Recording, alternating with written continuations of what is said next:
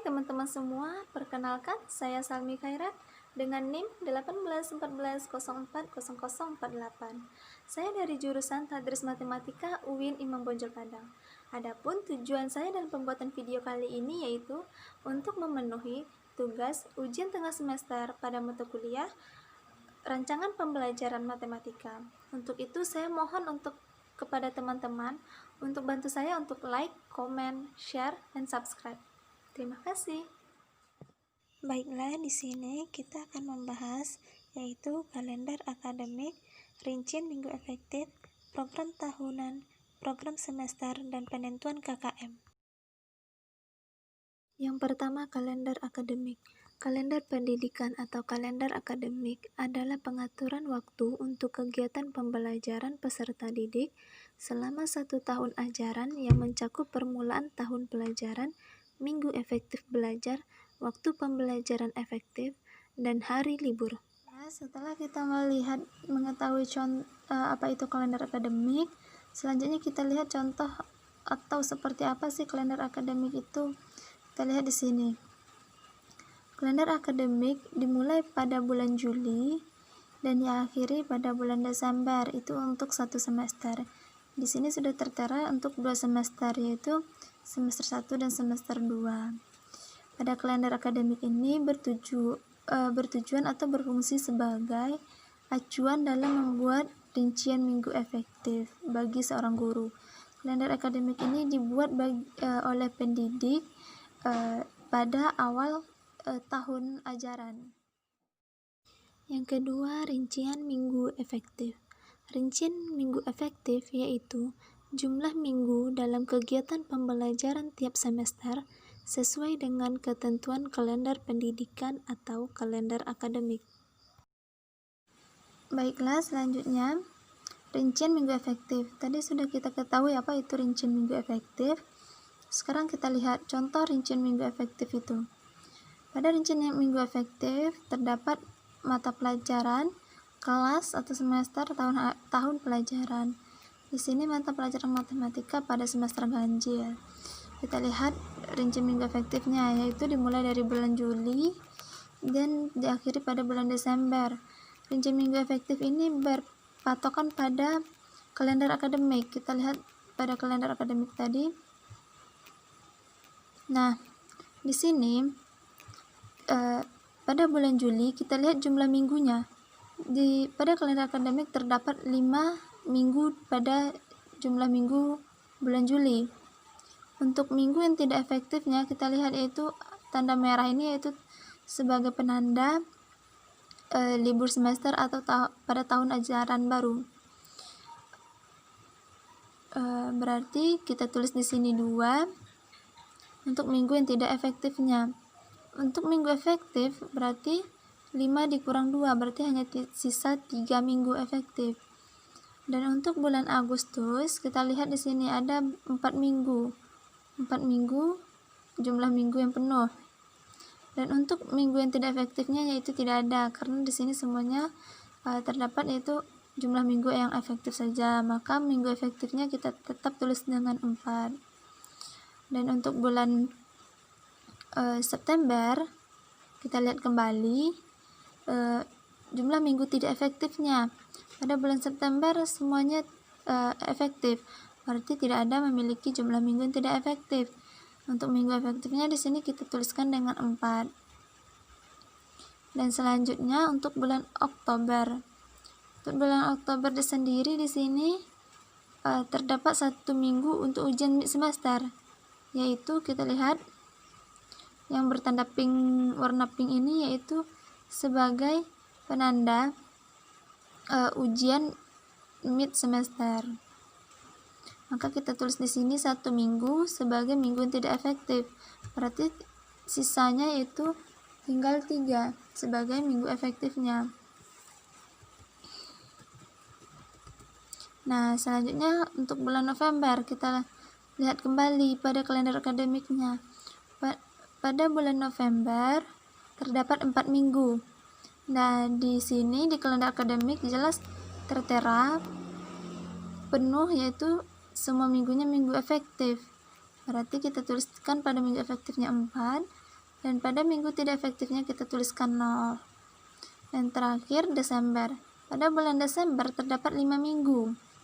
Nah, 5 minggu di sini jumlah minggunya. Untuk minggu tidak efektifnya kita lihat, yaitu ada 3 minggu. Yang pertama 1 minggu. Kita lihat untuk UAS. Untuk UAS yang berwarna pink, ujian akhir semester, ada 1 minggu. Dan untuk pembagian raport dan lomba antar kelas atau kelas meeting, untuk berwarna putih, itu tuh ada 1 minggu juga, serta yang berwarna merah itu merupakan libur semester. Ada 2 minggu. Berarti di sini jumlah minggu tidak efektifnya ada 3, dengan semua jumlah untuk pembagian rapor, untuk melaksanakan UAS dan libur semester. Nah, setelah kita mengetahui semua jumlah minggu efektif dan tidak efektifnya, kita jumlahkan. Untuk jumlah minggunya, kita jumlahkan semua jumlah minggu, berarti ada 26 minggu. Nah, selanjutnya kita jumlahkan jumlah minggu efektif. Pada tabel di sini tertera jelas jumlah minggu efektifnya itu ada 17 minggu. Untuk minggu tidak efektifnya ada 6 minggu. Nah, bagaimana cara mencari banyak minggu efektif pada semester ganjil ini? Cara mencarinya yaitu banyak minggu efektif yaitu sama dengan jumlah minggu dikurang minggu tidak efektif. Jumlah minggunya ada berapa? Ada 26 minggu. Dan untuk minggu yang tidak efektifnya ada 6 minggu, maka kita kurangkan. Jumlah banyak minggu efektif pada semester ganjil sama dengan 26 minggu dikurang 6 minggu, sama dengan 20 minggu, maka banyak minggu efektif pada semester ganjil ini ada 20 minggu. Baiklah, selanjutnya yang ketiga yaitu program tahunan. Program tahunan adalah rencana penetapan alokasi waktu 1 tahun untuk mencapai tujuan standar kompetensi dan kompetensi dasar yang telah ditetapkan. Penetapan alokasi waktu diperlukan agar seluruh kompetensi dasar yang ada dalam kurikulum seluruhnya dapat dicapai oleh siswa. Baiklah, selanjutnya kita masuk ke dalam pembahasan prota atau lebih dikenal dengan program tahunan. Sebelumnya sudah kita ketahui apa sih itu prota atau program tahunan. Selanjutnya kita lihat bagaimana sih bentuk prota itu sendiri. Di dalam program tahunan yang telah di sini sudah tersedia itu terdapat kompetisi dasar dan pengalokasian waktu. Nah, kompetisi dasar di sini ada beberapa kompetisi dasar, yaitu 4 kompetisi dasar. Kita lihat pertama untuk semester ganjil. Kompetisi dasar untuk semester ganjil di sini ada 2 kompetisi dasar, yaitu kita lihat pembahasannya. Apa sih pembahasannya? Di sini untuk semester ganjil itu sendiri, pembahasan materinya itu tentang eksponensial dan logaritma. Lalu kita lihat berapa sih lama atau alokasi waktu jam pelajaran 1 semesternya. Kita lihat di sini disediakan 63 jam pelajaran. Selanjutnya kita lihat untuk semester genap. Untuk semester genap ada 2 kompetensi dasar juga. Namun pada semester genap lebih berfokus pada materi vektor. Kita lihat pengalokasian waktunya. Berapa sih alokasi waktu atau lama jam pelajarannya? Kita lihat di sini tersedia 57 jam pelajaran. Nah, untuk pengalokasian waktu itu sendiri, pendidik mengaturnya sesuai dengan tingkat kesulitan yang akan dihadapi oleh siswa atau peserta didik. Berarti pada semester ganjil peserta didik akan mengalami sedikit kesulitan, sehingga lama jam pelajaran atau alokasi waktunya itu sendiri lebih lama dibandingkan pada semester genap. Nah, untuk prota ini dalam pengalokasian waktunya saling keterkaitan dengan rincian minggu efektif atau dengan kalender akademik yang telah disediakan seperti yang di awal tadi. Baiklah, sekian tentang prota atau program tahunan. Nah, selanjutnya yang keempat yaitu program semester. Program semester adalah program pengajaran yang harus dicapai selama 1 semester. Selama periode ini, Diharapkan para siswa dapat menguasai pengetahuan, sikap, dan keterampilan sebagai satu kesatuan yang utuh. Baiklah, selanjutnya kita lihat yaitu PROMES atau program semester. Tadi sudah kita ketahui apa sih itu PROMES atau program semester itu. Nah, sekarang kita hanya tinggal melihat bagaimana sih bentuk program semester itu sendiri. Di sini telah disediakan bentuk program semester itu sendiri. Program semester yang disediakan itu untuk matematika kelas 10. Dalam program semester ini terdapat pengalokasian waktu. Alokasi waktu yang digunakan di sini itu 3 jam per minggu. PROMES ini atau program semester ini merupakan jabaran dari PROTA atau program tahunan. Nah, kita lihat di sini ada materi pokok. Pada PROMES ini yaitu tersedia materi pokok atau kompetensi dasarnya. Di sini yaitu ada 2 kompetensi dasar atau materi pokok. Pada program semester ini berarti di sini cuma untuk semester genap. Kita ambil contohnya untuk semester genap saja ya. Jadi pada PROTA sudah dijelaskan. Untuk semester genap materi yang dibahas yaitu tentang vektor, berfokus pada vektor. Kita lihat. Di sini sudah ada menjelaskan, yaitu pertama menjelaskan vektor, operasi vektor, dan lain sebagainya. Yang kedua yaitu tentang menyelesaikan masalah yang berkaitan dengan vektor. Kita lihat.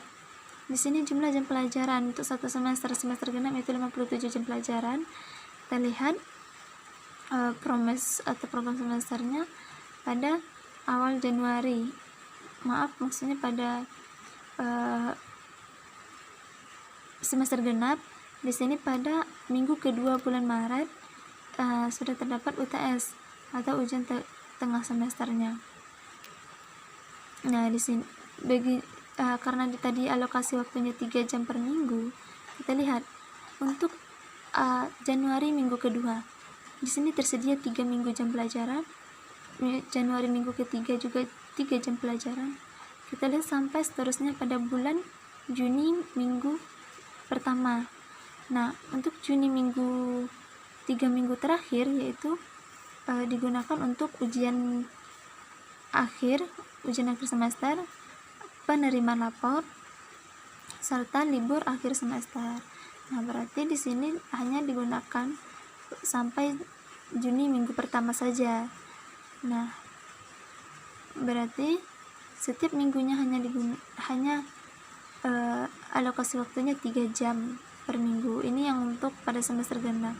Nah, untuk semester ganjil juga sama bentukannya. Namun semester ganjil tadi kan dimulai dari bulan Juli dan diakhiri pada bulan Desember. Untuk semester ganjil kan tadi pada PROTA sudah dijelaskan yaitu alokasi atau jumlah jam pelajarannya 63 jam pelajaran. Namun untuk alokasi waktu per minggunya juga sama, tetap sama yaitu 3 minggu. Pada program semester ganjil untuk UTS-nya sudah dimulai pada minggu kedua bulan Oktober. Nah, begitulah bentuk program semester ganjil dan semester genap. Dan yang terakhir, yang kelima, yaitu penentuan KKM. KKM atau kriteria ketuntasan minimal adalah kriteria paling rendah untuk menyatakan peserta didik mencapai ketuntasan. Kriteria ketuntasan menunjukkan persentase tingkat pencapaian kompetensi peserta didik. Selanjutnya yang terakhir yaitu penentuan KKM. Tadi sudah kita ketahui apa sih itu KKM. Kita juga telah mengenal apa itu KKM. Secara sederhananya KKM yaitu kriteria ketuntasan minimal yang harus dicapai oleh siswa. Pada tabel di sini yang telah disediakan dapat kita lihat. Dalam KKM terdiri dari kompetensi dasar, indikator kompleksitas, daya dukung, dan intake. Nah, di sini juga disediakan kita lihat KKM per indikator di sini. Di sini pada 3.1.1 indikator 3.1.1 kita lihat misalkan kompleksitasnya 80, daya dukungnya 80 juga, dan untuk intake-nya 80. Maka untuk KKM per indikatornya kita peroleh 80. Begitu juga untuk KKM per indikator selanjutnya. Nah, untuk kompleksitas daya dukung dan intake, di sini kan tertera 50 sampai 64 itu untuk tinggi. Maksudnya di sini yaitu jika pembahasan soalnya itu agak sulit atau lebih sulit, maka kompleksitas atau nilai KKM yang akan diberikan oleh pendidik juga lebih rendah agar peserta didik mendapatkan kemudahan untuk mencapai kriteria ketuntasan minimal. Nah, begitu selanjutnya. Nah, bagaimana cara mencari KKM per indikator di sini? Nah, KKM per indikator sini kita lihat kembali. Di sini kan untuk kompleksitasnya 80, dimisalkan tadi. Dan daya dukungnya juga 80, intake-nya juga 80. Di sini kan terdapat 3 pembagian. Nah, kita jumlahkan semuanya, nilai kompleksitas, daya dukung, serta intake. Kita jumlahkan dan kita bagi dengan 3. Maka 80 tambah 80 tambah 80 bagi 3 sama dengan 80. Maka KKM per indikatornya saja baru kita dapat 80. Itu baru KKM per indikatornya, belum KKM untuk satu mata pelajaran. Nah, berapa indikator semuanya? Begitulah selanjutnya. Nah, seperti inilah selanjutnya, sama kayak yang sudah dijelaskan di atas tadi, sampai pada indikator terakhir atau kompetensi dasar yang terakhir. Di sini ada 2 kompetensi dasar. Nah, langkah selanjutnya dapat kita lihat di sini. Nah, kita harus mentotalkan semua indikator. Di sini total indikator kita dapat lihat itu ada 61. Nah, kita lihat jumlah nilai KKM semua indikator, yaitu nilai jumlah KKM semua indikator yang telah kita tentukan tadi, yaitu ada 4.784. Nah, bagaimana cara mencari nilai KKM semester 1 atau per semesternya? Berarti kita dapatkan jumlah nilai semua indikator dibagi dengan total indikator. Berapa jumlah semua indikator? Tadi ada 4.784. Nah, kata dia kan katanya tadi kan dibagi dengan total indikator. Total indikatornya ada berapa? 61. Berarti dibagi dengan 61 kita dapatkan 78 hasilnya. Berarti untuk KKM satu mata pelajaran matematika saja, untuk mata pelajaran matematika ini diterapkan KKM-nya itu 78. Nah, kita lihat di sini untuk lebih jelasnya keterangannya, yaitu kompleksitas itu mengidentifikasi indikator sebagai penanda tercapainya kompetensi dasar. Kemampuan daya dukung itu berorientasi pada sumber belajar peserta didik. Nah, untuk intake kemampuan rata-rata peserta didik. Nah, nilai KKM indikator adalah rata-rata dari nilai ketiga kriteria yang ditentukan seperti yang sudah dijelaskan tadi. Seperti bagaimana menentukan indikator KKM per indikatornya tadi. Baiklah, sekian penjelasan saya tentang cara penentuan KKM dalam mata pelajaran. Baiklah, sekian dari saya. Kalau ada salah mohon maaf. Wassalamualaikum warahmatullahi wabarakatuh.